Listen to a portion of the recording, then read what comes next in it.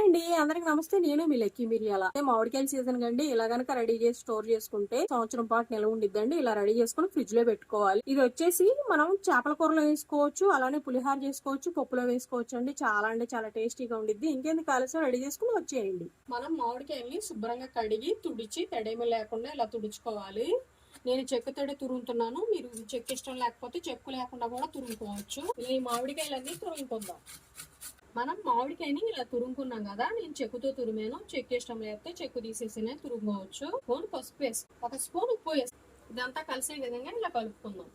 ఇలాంటి Ziploc covers తీసుకొని కనుక స్టోర్ చేసుకుంటే మనకి సంవత్సరం మొత్తం నిల్వ ఉండిద్ది. ఇలా స్టోర్ చేసుకొని ఫ్రిడ్జ్ లో పెట్టుకోవాలి. మనకి ఇప్పుడు మామిడికాయ సీజన్ కదా, ఇలా కనుక స్టోర్ చేసుకుంటే మనకి సంవత్సరం మొత్తం నిల్వ ఉండిద్దండి. ఇలా మనం కవర్ లో వేసేసి ఇలా అంటే చాలు, చిప్ బ్లాక్ అయిపోయింది. చక్కగా మనం స్టోర్ చేసుకోవచ్చు ఫ్రిడ్జ్ లో. మామిడికాయ తురుము అయితే రెడీ అయిందండి. ఇలా కనుక రెడీ చేసుకొని స్టోర్ చేసుకుంటే మనకు సంవత్సరం పాటు నిల్వ ఉండిద్దండి. వీడియో నచ్చిందా? లైక్ చేయండి, షేర్ చేయండి, సబ్స్క్రైబ్ చేయండి.